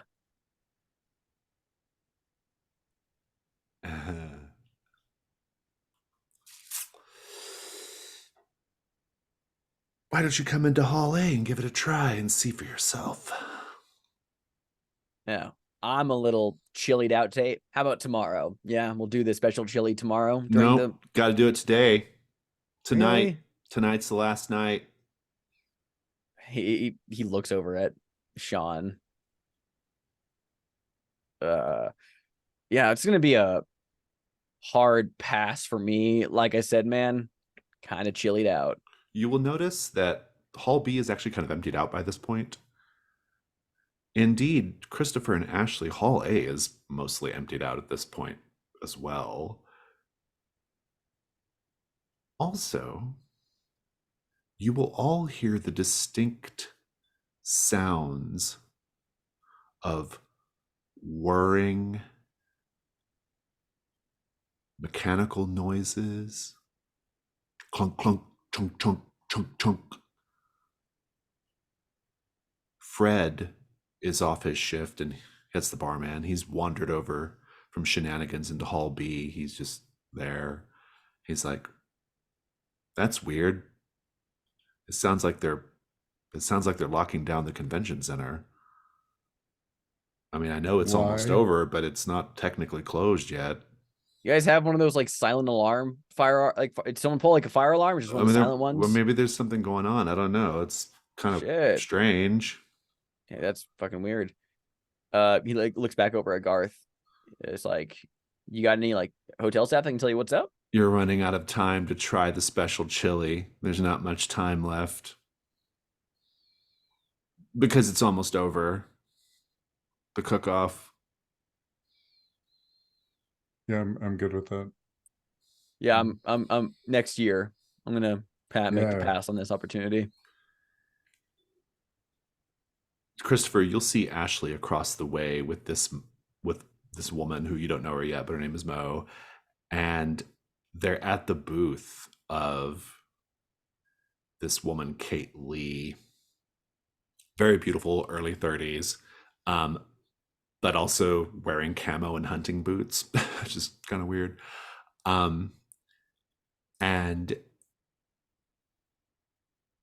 she's playing with a hunting knife, flicking it skillfully in her perfectly manicured hands. She's like, what do you think of the cook-off so far? To Ashley. Yeah, I think we see She Ashley loves it, just. Mo says. Really loves it, Miss Lee. We're having such a good time. I mean, I had the special chili and that was amazing. And What'd you she's like think of the following the special knife. chili? What'd you think of it? Just it has such interesting flavor. It's like really it brings something out in you, you know? What are you thinking about doing in life? Oh, Ms. Ashley Oaks. My friends Ms. sometimes call me Oaks. Ash. Ash. That's a Yeah, nice name. Ash. thank you. What do you hope to accomplish, Ash? You look like you're in school. Yeah, I I want to study forensic science. And you can tell that she was trying to say something different to not give herself away, but could not think of anything different. She's like, oh, that's interesting. You and I are somewhat similar in that way. I assume in forensic science you have to study the human body at some length. Oh, yeah, I mean, absolutely. And all the cuts and gashes and how people die. Oh, sorry, I shouldn't. People get grossed out by that. You'll notice that she has a selection of her cookbooks available for sale at her little booth. And from what you can tell at a glance, they're all books that are about like it's organic recipes. There's one book on foraging for root vegetables. There's another for like hunting and field stripping animals. And that one's particularly weird because she's wearing this like kind of bell-shaped Christian Dior 1940s housewife dress, but like over a fucking deer that's been splayed open. And she says, I, in my line of work, have had to learn a lot about biology and the way bodies work, to cut up the meat. Of course. Yeah, that makes sense. How She how do you pulls get the out, best? she pulls a rabbit dead from underneath a table and begins field stripping it right in front of you with her knife. It's a really handy skill. You never know when everything's just going to fall apart and you need to know these things. No, that's so true. And she cannot help herself but be so fascinated. She's just looking, she's like, how how would you get like the best piece? You know? Well, it depends on the animal. It depends on your needs with the animal, what you hope to do with it. Are you going to be storing the meat? Are you going to be cooking it right away? There are so many things to keep in mind. When I went to law school, I didn't even know how to cook. But now I understand how important it is as a wife, as a mother, as a woman to provide for your husband and your children, to make sure they're fed every day. It's the ultimate expression of love. It She is, just isn't it? rips the fucking skin off that rabbit. Meanwhile, Christopher, what are you doing? I think that Christopher is like intensely studying this interaction between Ashley and Kate, and specifically looking around to see what other people are doing during this, because they know that something is wrong. Very good.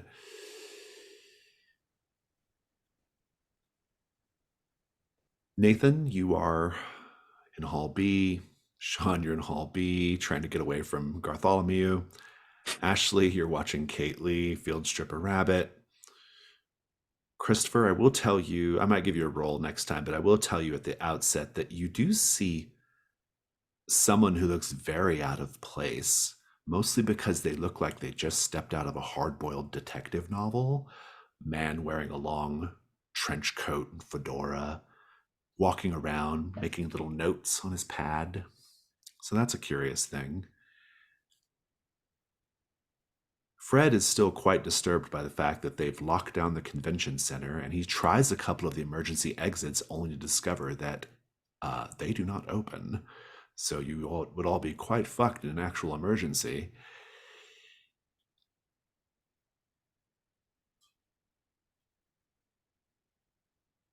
I think at this point, I would like to go ahead and invite you all to narrate your first key of good eating, the one about your favorite childhood meal.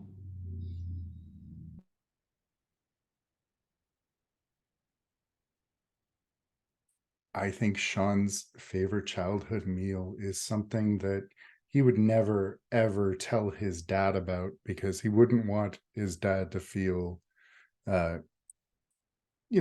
like his food wasn't up to snuff, because his dad did make a really good spaghetti and meatballs, but Trace's mom's chili was beyond anything that his dad could have even thought to make.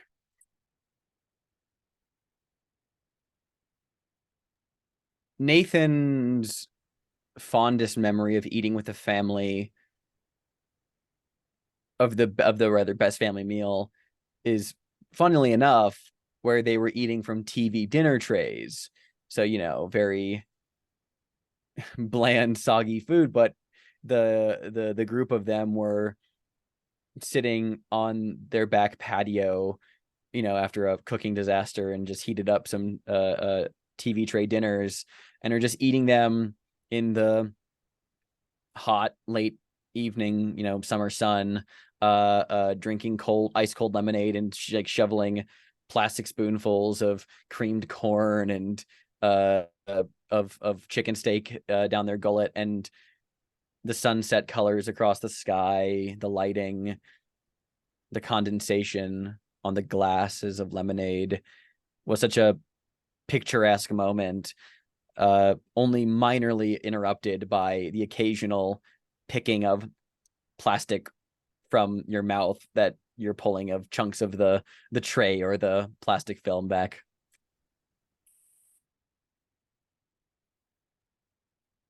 For Ashley, it was like this spaghetti that she made together with. It was more so the making it together with her parents. Cutting vegetables, getting the meat in. Um, but the thing is, her older brother, really liked it spicy, and so did her father and her mother. So they would always make the food too spicy, which Ashley couldn't handle well at all. So she would always be the first one, whose nose got snotty, whose eyes started tearing up, and they always made fun of her for that. They always laughed and, um, made little baby sounds because she couldn't handle the spice, and she's like such a cute little baby who can't handle her food. But even though they were making fun of her, and sometimes, to the point of being mean about it, at least they were looking at her, and at least she was included.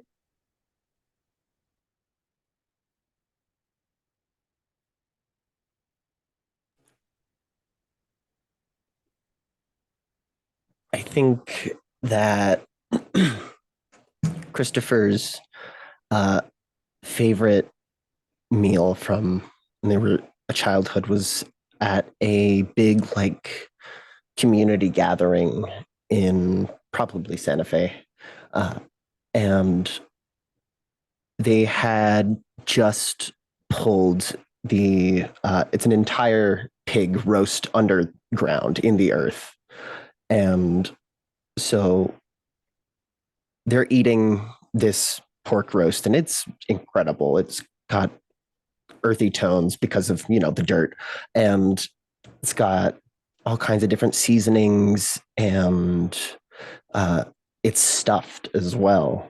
And as they eat, he feels all of this good stuff going down into his gullet. He can't help but think, man, I could really go for a cola right now. We're going to end today's session. Christopher, we're going to end with you, if it's okay, with you looking at this incredible portable computer that you found, looking at a screen that you don't really quite understand what you're looking at necessarily, but you're looking at what appears to be some kind of conversation between people back and forth via a text medium.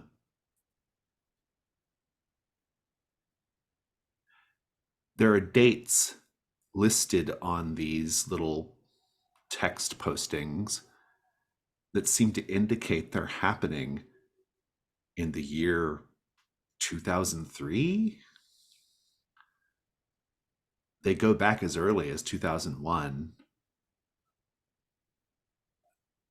That might be some sort of mistake, or maybe it's something else going on.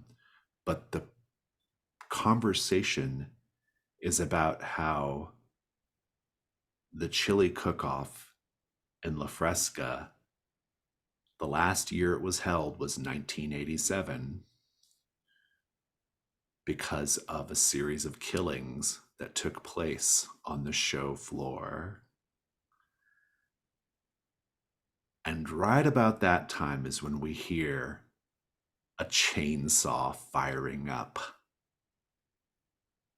You can all hear it roaring, revving and roaring from somewhere in the convention center.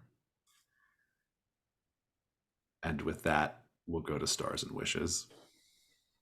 Can I add something to that? Sure, I'd love to. I think that the camera sees a shot of Christopher's neck, and these burn scars suddenly glitch into existence on them. And we see Christopher talk, but we hear Topher's voice. And they say, "Not today, motherfucker." Very good. So, Stars and Wishes. Who wants to go first? Yeah, this was really fun. Stars to everyone for their personification of their alternate selves. Also to the name puns we've all come up with. My personal favorite is Shant. That's my personal favorite.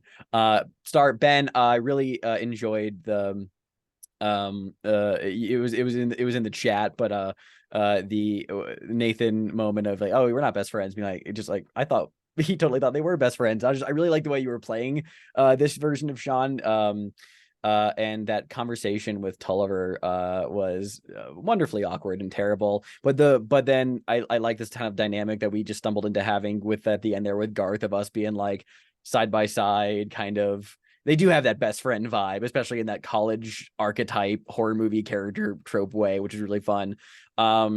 Steph started that conversation moment with the mom on the phone. That was really good. I'll star Jazzy's reaction 30 seconds ago to the chainsaw reaction of just absolutely going over the moon, but also just the Ashley, this version of Ashley with the chili shenanigans. I'm expecting her to go full cannibal, but I can't wait to see where this goes. And yeah, star to Jason for making everything gross and making us feel gross about chili. Jason, you have a reputation for making liquidy substances in TTRPG sessions be particularly disgusting. So it's I'm glad to be here dealing with chili based horror. Wishes for next time. Man, I want to die, but I also don't want to die because I don't want Nathan to go to. I don't want any of us to go to the Chromatic Desert.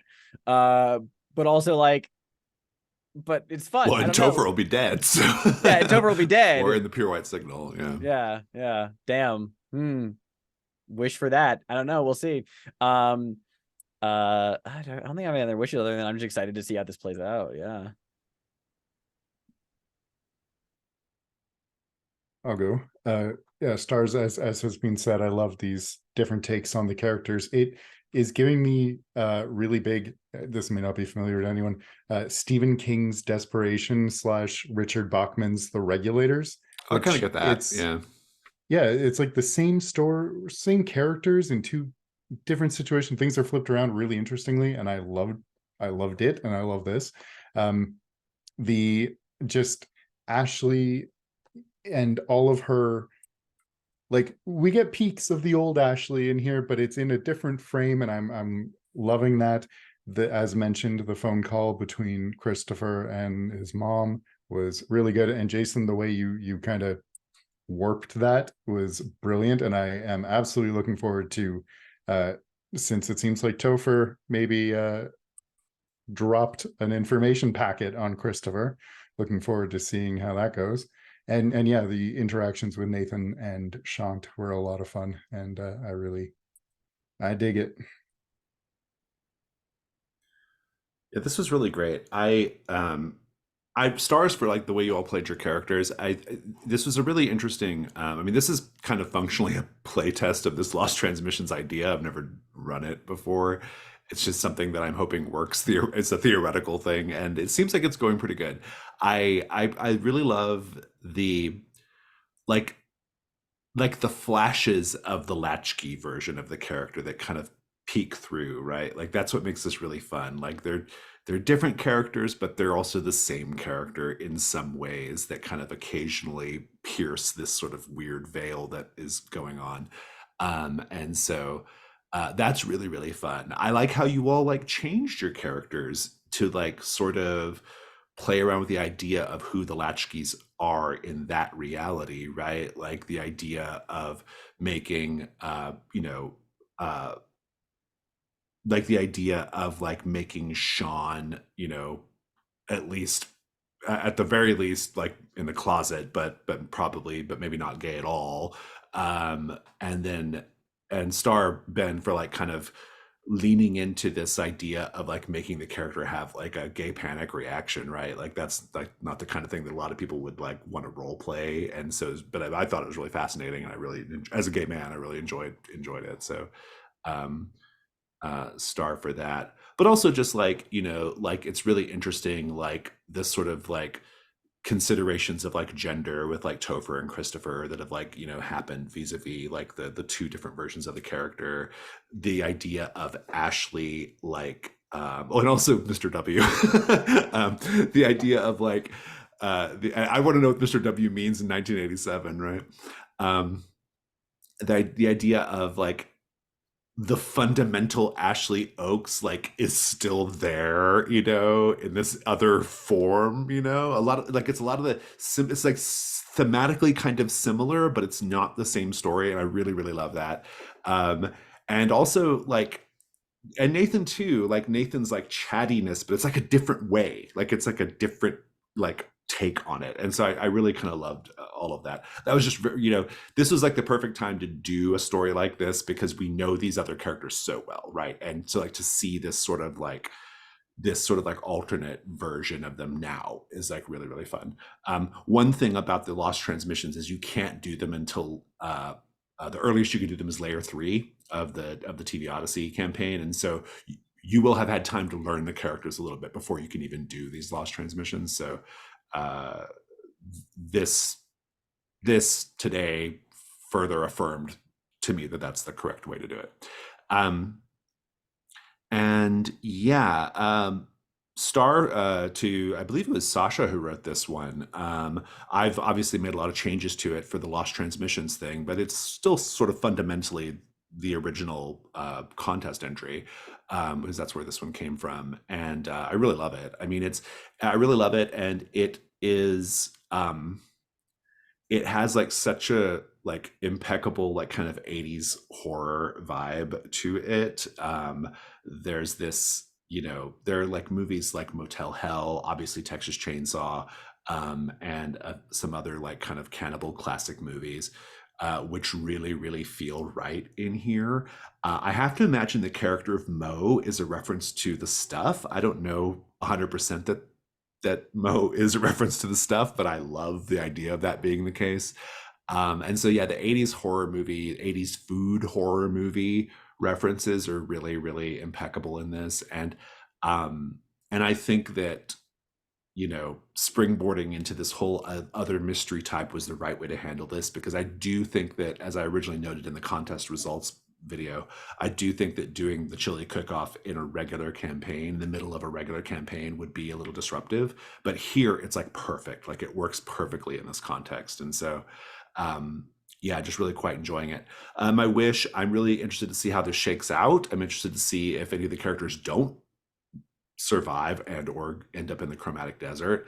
I'm interested for you all to claim the rewards and the move at the end if you resolve the mystery. And so, yeah, there's just a lot of fun stuff to look forward to. And I'm ready for the carnage. So, yeah, stars for also just the mystery. I think it's really good. I especially like, I love the names. They're very good for the side characters in this. Very peak. I star for Jason for Bones. Just Bones. Bones. Always. I was winging that scene big time. I think it was came so out okay. fucking funny. It was so great. I actually, in the moment, I was trying to think of the name of bone science. I couldn't think of what it was called, because that is archaeology. No, like the actual study of bones. It's like it's something like OSS, because that's the bone Latin for, or maybe Latin for like bone. I can't remember what, but I couldn't think of it in the moment. So I was just like, I'm just going to be weird and just say bones really loud. Done. It was great. He's going to school for bones. What do you not get? I also, echoing what everyone has said so far, Shant being like not necessarily, I don't know, it's just so interesting to see like Sean, the gay man character that we've been seeing all this time, suddenly like this version of him is so freaked out by it, just the concept. I think that's a really fun angle. It's so fun. And I absolutely adore this like alternate version of Ashley as well. I think Ash is great. She has very like antithesis of Ashley Oaks vibes, but in ways that still keep like that core weirdness about her character. Like this is the version where she just leaned into her weird past, and the version that we know is the one where she tried so desperately to get away from it, right? Yeah, there's that core trauma still at the heart of it, right? It's just presented differently, which I find fascinating.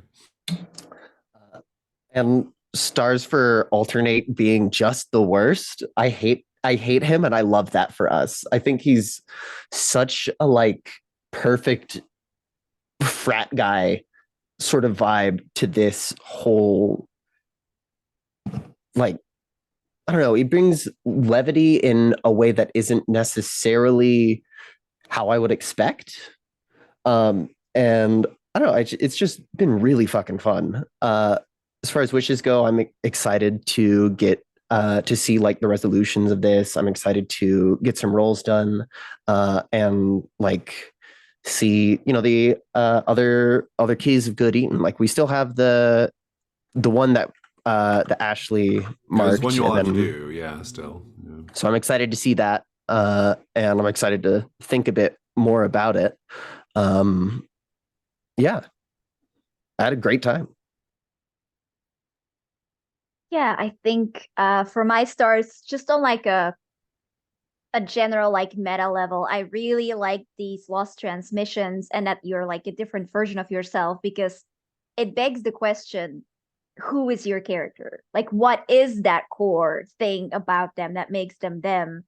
So I was like, what is Ashley? Like what can you change about Ashley and still have recognizably Ashley and not somebody else? Or what can you, change about Nathan or Topher or Sean?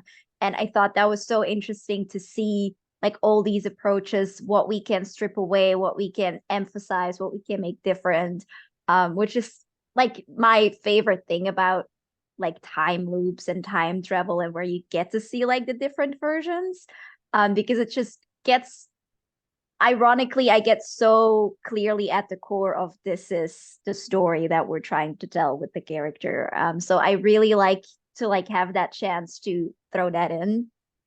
Then like individual stars echoing everything that's been said. Um, I love how star-crossed Nathan and Ashley are at this moment. Like we talked about it last session too. Because in the chat, me and Alex were like, "Oh, should they finally talk?" And then we immediately did something so they won't be able to talk about it for like a few sessions.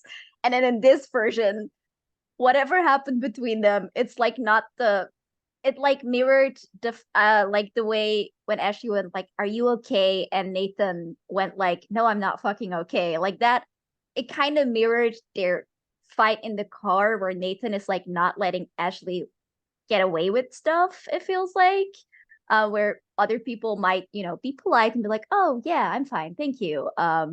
So I thought that was very interesting to see, to kind of have that signal from the other side. It's also meta in the best way, right? Like it's like meta in the It is. best way. Yeah. Yeah, like that, those are the moments that you kind of want to reference and bring back.